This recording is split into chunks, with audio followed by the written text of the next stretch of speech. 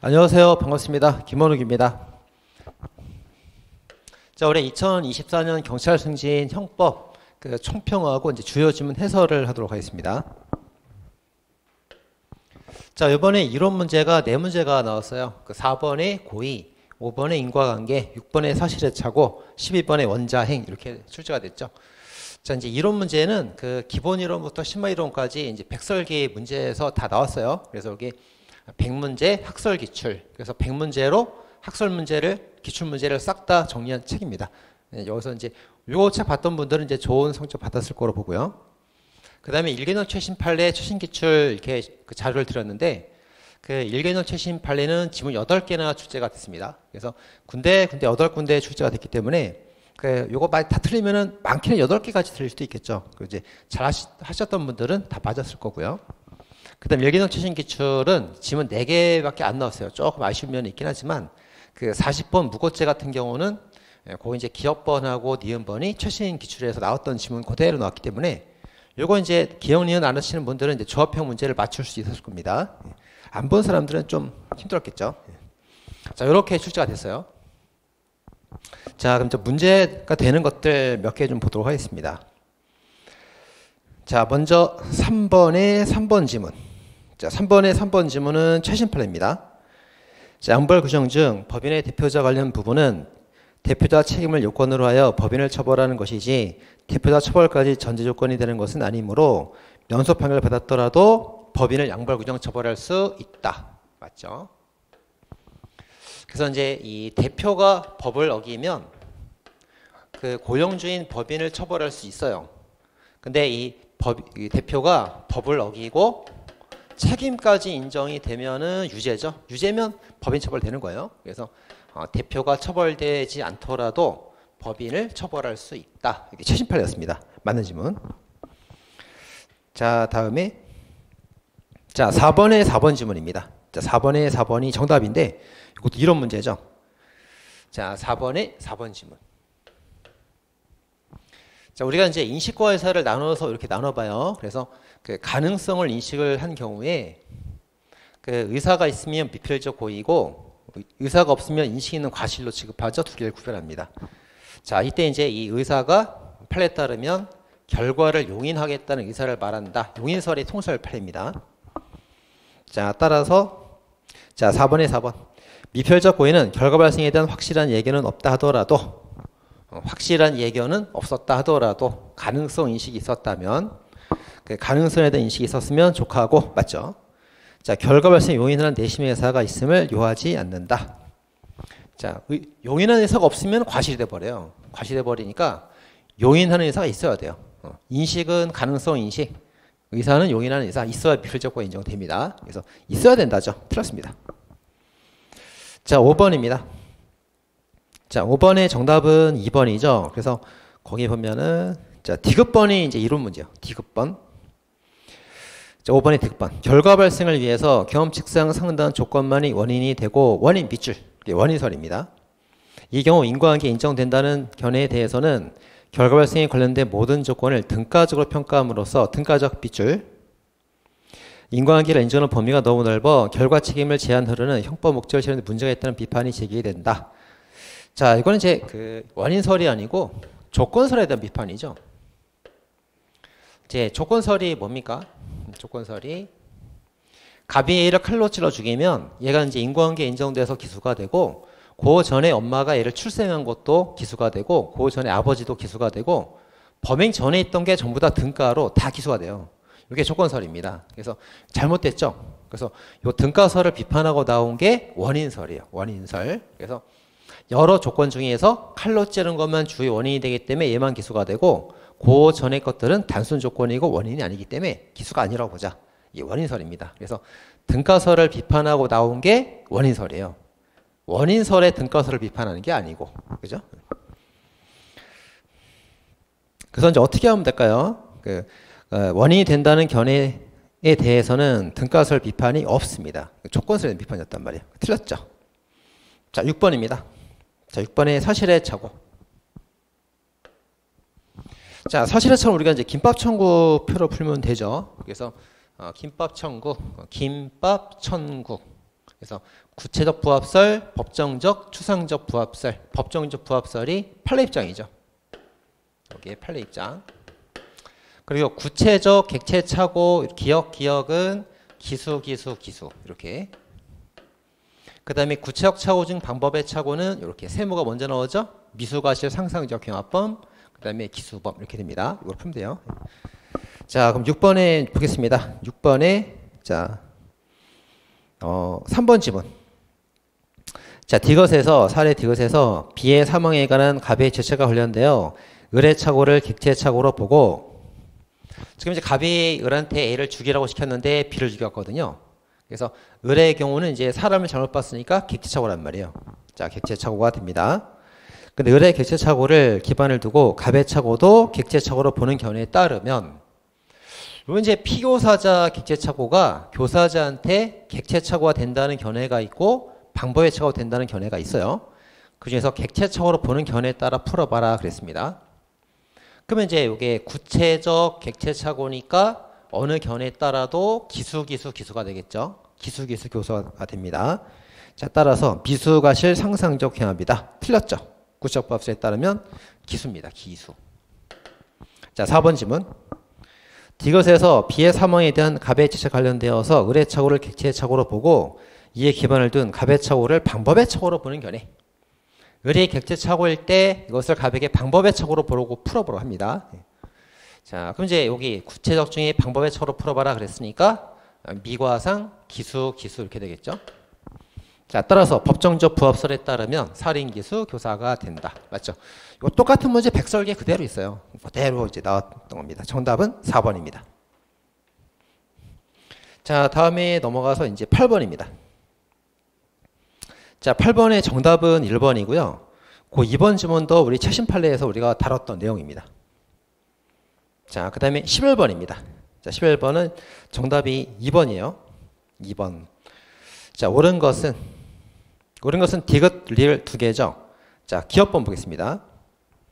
기업번. 기본 범죄를 통해서 고의로 중한 결과를 발생케 한 경우에 가중처벌되는 부진정 결과적 가중범에서 고의범에 대하여 더 무겁게 벌하는 규정이 있다면 결과적 가중범에 대한 특별관계 인정되므로 그 결과적 가중범만 성립하고 실체적 경합범 틀렸죠? 법조 경합입니다. 자, 법조 경합 관계에 있는 고의범은 별도의 죄를 구성하지 않는다 해야 됩니다. 자, 이런 경우죠. 그래서 현주, 건조물, 방화, 치사죄가 인정이 될 때 중한 결과에 관한 고의범이 살인죄가 되는데 형벌이 더 무겁지 않단 말이에요. 무거운 죄가 없단 말이에요. 그럴 때는 이제 특별관계로서, 특별관계는 법조경합의 한 형태죠.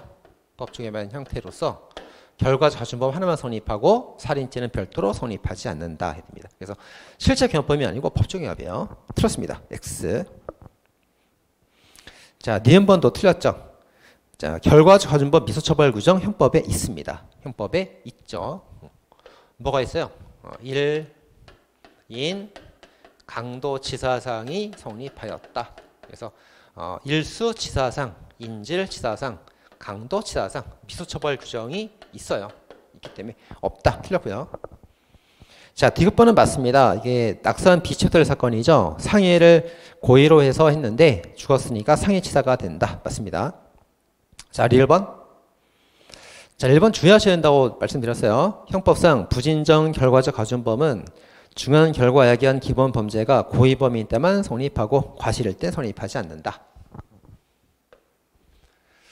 자, 이제 부진정 결과적 가중범이니까 기본 범죄가 있고 중한 결과가 있을 텐데, 요 중한 결과는 이제 과실, 고의 다 되죠. 근데 여기 기본 범죄 같은 경우는 과실은 안 되고 고의범만 됩니다. 이걸 묻고 있어요, 지금. 자, 기본 범죄를 물었으니까, 중한 결과 야기한 기본 범죄를 물었으니까 고의범만 성립한다. 맞습니다. 그럼 여기 이제 과실범이 되는 경우는 없느냐 이거예요. 기본 범죄가 과실범이 되는 경우도 있기는 있어요. 있긴 있습니다. 근데 그건 어디에 있냐면 특별법에 있죠. 예, 특별법에 이런 조문이 이제 있단 말이에요. 그래서 특별법에 따르면 과실도 인정될 수 있긴 있단 말이에요. 자, 그래서 이제 거기 뭐라고 전제를 깔았어요? 형법상 이렇게 전제를 깔았죠. 형법상. 우리 형법에는 그 기본 범죄가 과실인 게 없어요. 형법에는 없단 말이에요. 그래서 형법에는 없습니다. 그래서 특별법까지 하면은 인정될 수 있겠지만 우리 형법에서는 부진정 결과적 가중범, 중한 결과에 의한 기본 범죄는 형법에서는 고의범에 한한다. 과실범은 없다. 맞습니다. 자, 다음 미음번. 자, 결과적 가중범 성립하려면 인과관계 있어야 되고 예견 가능성 필요한데 예견 가능성은 항상 일반인 기준 객관적 판단입니다. 항상 객관적 판단이죠. 그래서 객관적으로 판단한다. 일반 사람, 보통 평균인을 기초로 판단한다. 맞죠? 판례 원칙. 다만 이제 주관설에 따르는 경우가 하나가 예외가 있죠. 위증죄, 허위사실. 이거 하나만 딱 주관설 예외가 하나가 있고 나머지 전부 다 객관설이에요. 객관설입니다. 자, 11번 가보겠습니다. 자, 11번은 이제 원자행 문제가 나왔습니다. 자, 원자행. 자, 원자행 같은 경우는 제가 이제 두 문제를 따졌죠. 그래서 이제 부실한 정형외과에서 원장 간호사 동시 책임을 진다. 그래서 불가분 연관성설 실행행위 시설에 따르면 정형성에는 잘 맞는데 동시에 존재한 층은 잘 맞지 않아요. 원인 행위 시설 간접 전범 유사설에 따르면 동시 존재한 층은 잘 맞는데 정형성에 잘 맞지 않죠. 자, 그럼 보겠습니다. 자, 1번 질문 가보세요. 1번 질문. 사례 1에서 실행착수 시기를 심신미약 상태에서의 실행행위로 본다는 견해에 따르면 실행행위에 따른다고 보는 견해에 따르면 실행시설이에요. 실행시설. 따라서 정형성에는 잘 맞고 동시에 존재 원칙은 잘 맞지 않습니다. 그래서 동시에 존재 원칙을 고수하고 잘 맞는 장점이 있다. 틀린 거죠. 틀렸습니다. 그 다음 2번 질문. 자, 실행착수 시기를 원인행위시로 보는 견해에 따르면, 자, 원인행위시설입니다. 이 견해에 따르면 동시에 존재 원칙은 잘 맞지만 정형성이 안 맞단 말이에요. 얘는. 그래서 정형성을 무시한다는 비판이 제기되고 있다. 2번이 맞죠. 그래서 두 문자만 알아도 다 풀 수가 있었던 문제입니다. 자, 넘어가서 이제 14번입니다.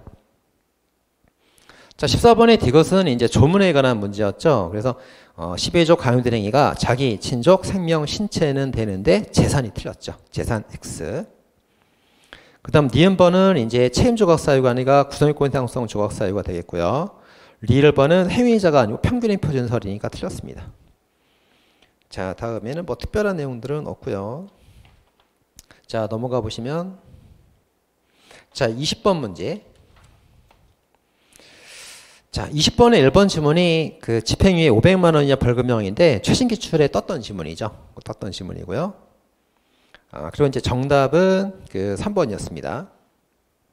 자, 21번. 21번에 4번이 정답인데 그 7세, 3세 살인죄 인정되는 또 최신 기출에 떴던 지문이죠.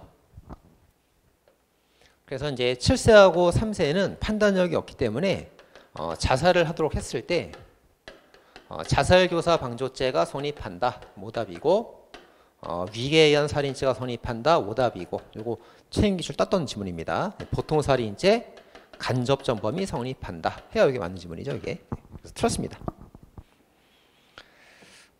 자, 나머지는 이제 평이한 문제들이고요. 25번입니다. 자, 25번의 리을번도 최신 판례 했던 거죠. 이 수지 사건이죠. 그래서 이제 수지한테 구민 호텔녀다 이렇게 말을 했을 때 이거는 모욕죄가 됐고요. 한물간 퇴물이다 말한 거는 모욕죄가 아니라 봤죠. 요거 최신 기출 최신 판례면서 최신 기출도 됐던 지문입니다. 리을번 틀렸고요. 자, 그다음에 26번.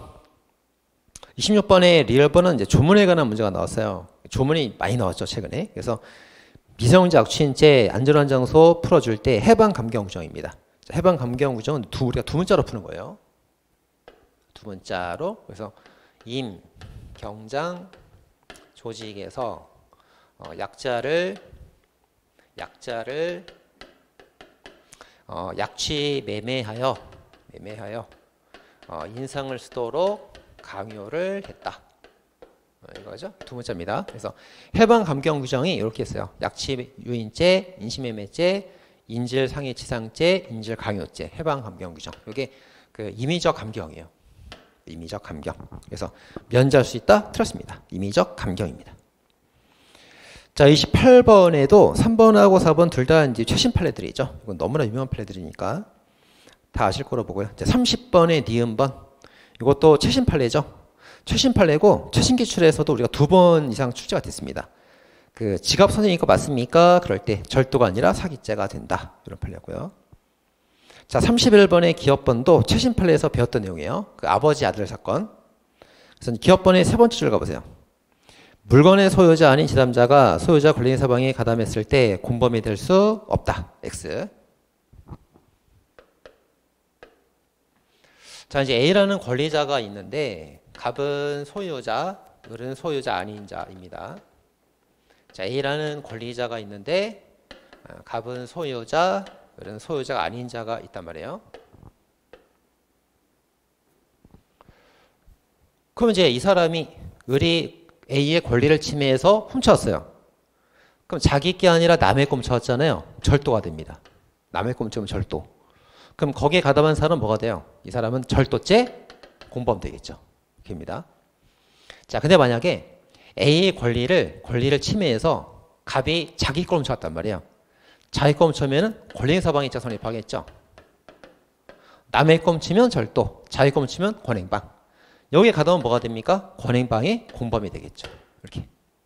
자, 그래서 이 사건이 말하는 게 소유자가 아닌 사람은 절대로 권행방에 넣을 수 없어요. 절도죄는 나올 수 있지만 권행방에 넣을 수 없습니다. 하지만 소유자가 권행방이 되면은 거기에 대한 공범은 성립할 수 있단 말이에요. 이렇게입니다. 자, 배웠던 내용들. 그래서 소유자 아닌 사람은 그 권행방 주체는 될 수 없을지 몰라도 공범은 될 수 있답니다. 첫판 때 배웠던 내용이고요.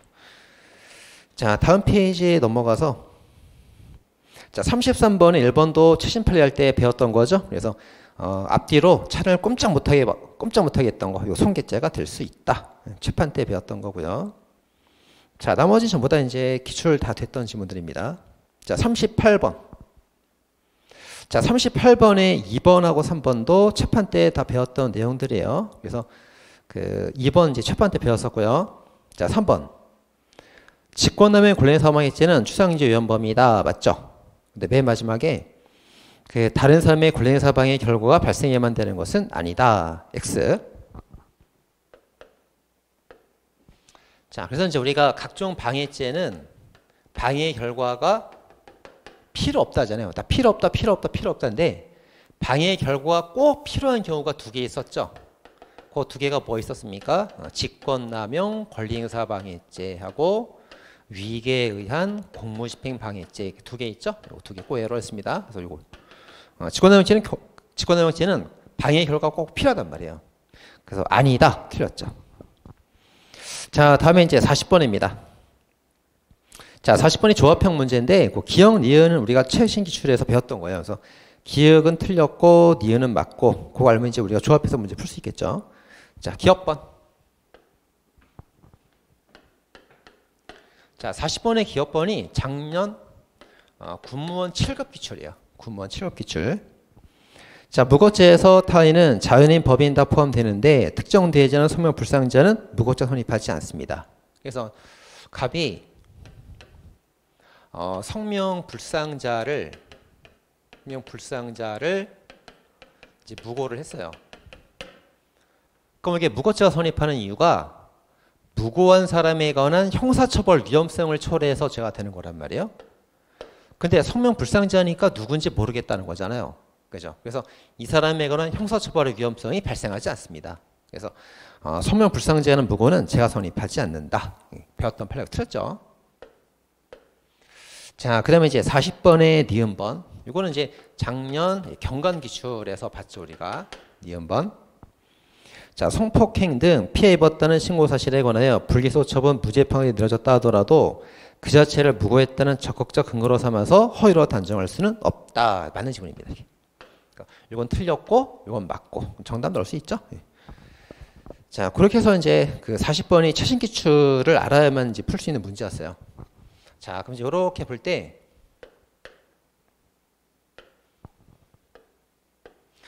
자, 이제 여기 이론 문제가 이제 4문제나 나와서 변별력을 좀 키워줬고요. 그다음에 최신 판례도 한 8개나 나왔고 최신 기출도 알아야만 푸는 문제가 하나가 나왔죠. 그래서 이게 다 이제 그 학설 100설기 정리가 되고 최신 기출 판례가 정리가 된 사람들은 이제 100점까지도 가능했던 그 문제였습니다. 물론 이제 한두 개 실수로 틀릴 수도 있겠지만 우리가 이제 이렇게 올해 문제를 쭉 분석을 해보고 나서 그럼 내년에 2025년 승진 대비는 이제 어떻게 해야 되냐 이거예요. 어떻게 되냐? 자, 일단 우리가 이제 경찰 승진을 그 50% 정도가 시험으로 승진 비율이었는데 내년부터는 이제 30% 정도로 비율이 좀 줄어든다고 알고 있습니다. 그럼 비율이 줄어드는 대신에 이제 좀 어려워지겠죠, 이게. 그래서 난이도가 올라가든가. 아무래도 그 경쟁률이 심하다 보니까 난이도가 똑같으면은 이제 경쟁률이 올라간다든가. 어쨌든 좀 더 올라가는 건 맞아요. 그래서 좀 더 어려워지는 겁니다. 자, 따라서 어떻게 됩니까? 자, 그동안 우리 이제 그 경찰 승진은 판례만 주구장창 공부했잖아요. 판례만. 근데 판례만 읽고는 안 되고 판례는 기본으로 깔고 가야 돼요. 거의 90%가 판례가 나오기 때문에 85, 90% 판례란 말이에요. 그러니까 판례를 하긴 해야 돼요. 하긴 해야 되는데 이제 거기서 심화 이론도 이제는 공부를 하셔야 됩니다. 그래서 제가 이제 낸 책이 백설기 책 있잖아요. 백설기. 100문제만 정리하면은 학설이 다 끝나요. 다 끝납니다. 그래서 꼭 그 이론도 같이 정리하시기 바랍니다. 꼭 정리하시고 그다음 이번에 봤다시피 그 최신 판례 비중이 되게 높았잖아요. 높으니까 그 내년 시험에도 항상 시험 한 달 전에 최신 판례 그리고 최신 기출 제가 이제 자료 배부하니까 최신 기출, 최신 판례 이거 꼭 정리하셔야 됩니다. 이렇게. 자, 그렇게 해서 정리하시면 이제 내년 시험에도 이제 좋은 성적 거둘 수 있을 거라고 봅니다. 자, 이렇게 해서 이제 총평과 주요 지문 해설 강의를 마치도록 하겠습니다. 자, 수고하셨습니다.